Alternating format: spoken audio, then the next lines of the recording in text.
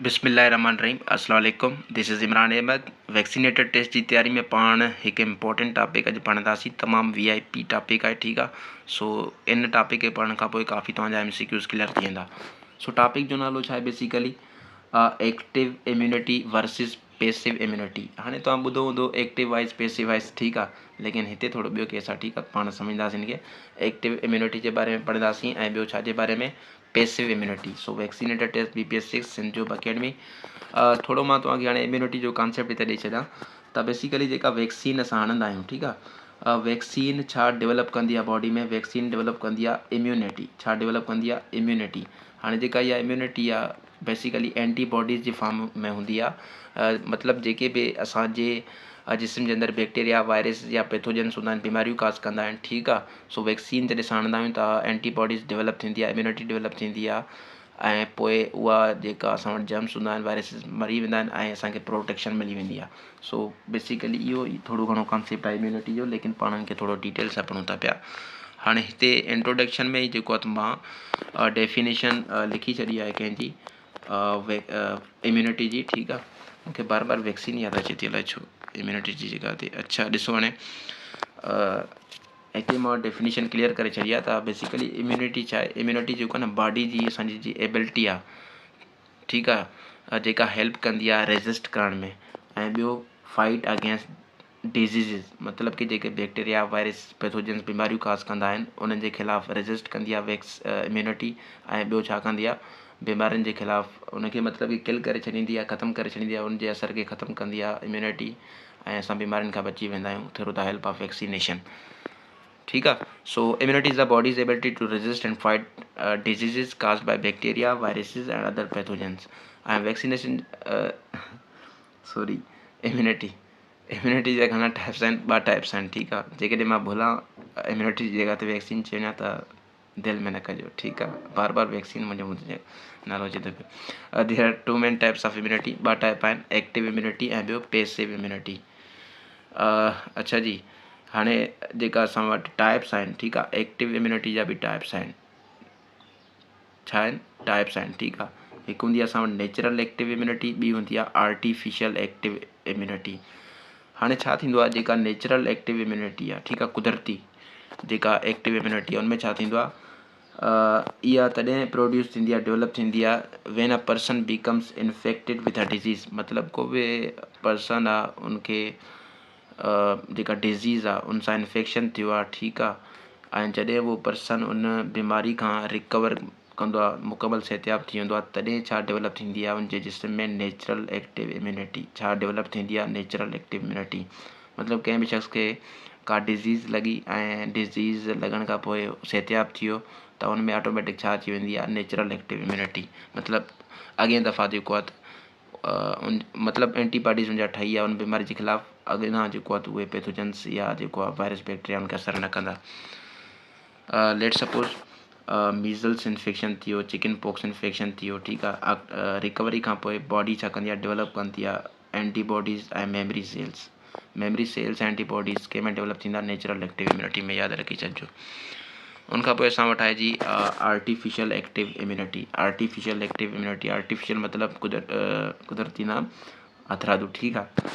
Artificial जेका active immunity आहे इहा वैक्सीनेशन जे थ्रू थींदी आहे। छाजे ज़रिए, वैक्सीनेशन, जेका वैक्सीन हणंदा आहिनि, जीअं मिसाल जे तौर ते BCG वैक्सीन। हाणे BCG vaccine at the time of berth ॾिनी आहे ट्यूबरक्लोसिस जे ख़िलाफ़ु। OPV पोलियो वैक्सीन थी वई, मीज़ल्स वैक्सीन थी वई, पेंटाविलेंट वैक्सीन थी वई, ठीकु आहे। वैक्सीन छा कंदियूं आहिनि, स्टिमुलेट कंदियूं आहिनि इम्यून सिस्टम खे, ऐं छा प्रोड्यूस कंदियूं आहिनि, एंटीबॉडीज़, ठीकु आहे, विदाउट काज़िंग सीवियर डिजीज़, बिना के बीमारी ॾियण जे। हाणे करेक्टरिस्टिक्स छा आहिनि एक्टिव इम्यूनिटी जा, मतिलबु ख़ूबियूं छा आहिनि। बॉडी जेको आहे त प्रोड्यूस कंदो आहे पंहिंजा एंटीबॉडीज़, इहो बहितरीनु फ़ाइदो आहे।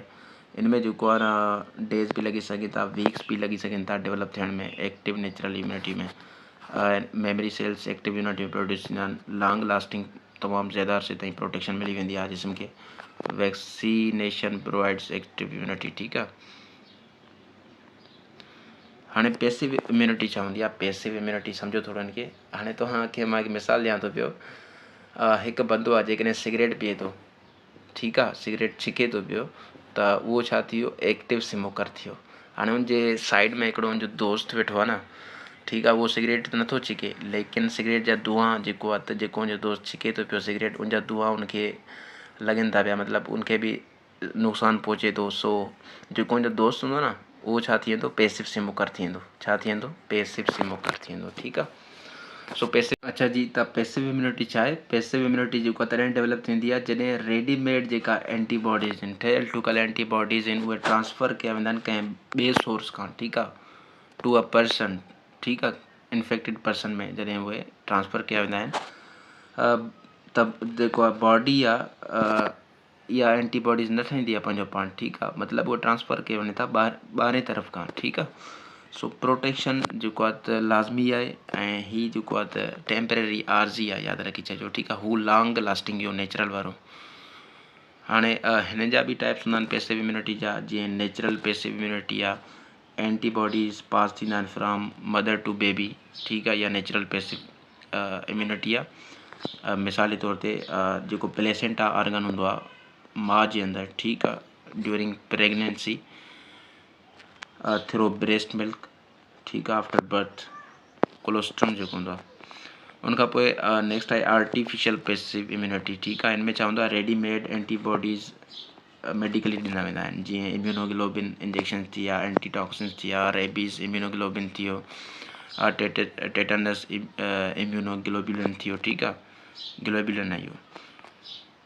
हाणे करेक्टरिस्टिक्स हूंदा आहिनि पैसिव इम्यूनिटी जा बि, इनमें ॾिसी वठो, रेडीमेड एंटीबॉडीज़ हूंदा आहिनि, ठीकु आहे, प्रोटेक्शन लाज़मी हूंदी आहे, इमीडिएट हूंदी आहे, फ़ौरन को बि मेमोरी सेल्स न ठहंदो, प्रोटेक्शन जेको आहे न तक़रीबन हफ़्तनि ताईं या महीननि ताईं रहंदी आहे, लॉन्ग लास्टिंग ज़्यादा न हूंदी आहे, तॾहिं इस्तेमालु कई वेंदी आहे जॾहिं रैपिड प्रोटेक्शन जेको आहे ज़रूरत हूंदी आहे, ठीकु आहे। सो हीअ तव्हां नोट करे छॾिजो।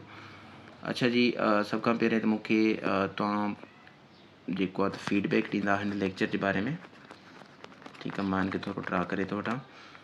हिन लेक्चर जे बारे में तव्हां लाज़मी फीडबैक ॾींदा त तव्हांखे इन मां केतिरी नॉलेज जेको आहे त गेन थी, ऐं उनखां अलावा जेकॾहिं हिन टॉपिक ते MCQs अची वञनि टेस्ट में वैक्सीनेटर जी, त तव्हां उनखे कीअं हैंडल कंदा वे, ऐं तव्हांखां इहे MCQs छा कवर थी वेंदा लेक्चर ॿुधण खां पोइ। अच्छा, उनखां पोइ तव्हांखे मां गुज़ारिश कंदुसि त तव्हां जेको आहे लाज़मी नोट्स बि तयारु कंदा हलो, ख़ासि करे जेका ही 20 MCQs ईंदा वैक्सीनेशन जा, इन जा लाज़मी नोट्स तयारु कयो, छो जो ही वैक्सीनेशन जे बारे में अक्सर असां सिलेबस में क्लास 1 to 10 वग़ैरह न आहियूं पढ़ंदा, ठीकु आहे, एतिरो। सो ही रेयर आहिनि, ठीकु आहे, जॾहिं वैक्सीनेटर जी टेस्ट हूंदी आहे तॾहिं माण्हू पढ़ंदो आहे, छो जो सिलेबस जो हिसो आहे। सो टेंशन वठण जी ज़रूरत न आहे, तमामु ईज़ी टेस्ट हूंदी आहे इन टेस्ट जी। इनमें तव्हांजी जनरल नॉलेज बि ईज़ी हूंदी आहे, ऐं उनखां अलावा इंग्लिश बि ईज़ी हूंदी आहे, ऐं वैक्सीनेशन बि ईज़ी हूंदी आहे जेकॾहिं तव्हां उनखे सुठे नमूने कवर कयो आहे ऐं टाइम ॾिनो आहे। So again I will say, महिनत कयो, ठीकु आहे, ज़्यादा खां ज़्यादा महिनत कयो, जेतिरी तव्हां महिनत कंदा उहे पाण खे तकलीफ़ ॾींदा वे, अलाह ताला ओतिरो तव्हांखे अॻियां जेको आहे सुखु ॾींदो, ठीकु आहे, तव्हांजी ज़िंदगी बहितर बणाईंदो। सो महिनत खां कॾहिं ॿाहिरि न कयो, महिनत लॻा रहो, हिमत कयो, पंहिंजे वालदेन जा फ़ख़्रु बणो, ऐं कोशिशि कयो कंहिंजा मोहताज न थियो, फाइनेंशियली जेको आहे तव्हां इंडिपेंडेंट थियो। सो हिमत न हारियो, जवानो, सख़्तु महिनत कयो। सो इहो ई मां चवंदुसि, इहो ई मुंहिंजो मैसेज आहे। सो बाय नाउ, अल्लाह हाफ़िज़, thank U, have a nice day, enjoy your self, thank U.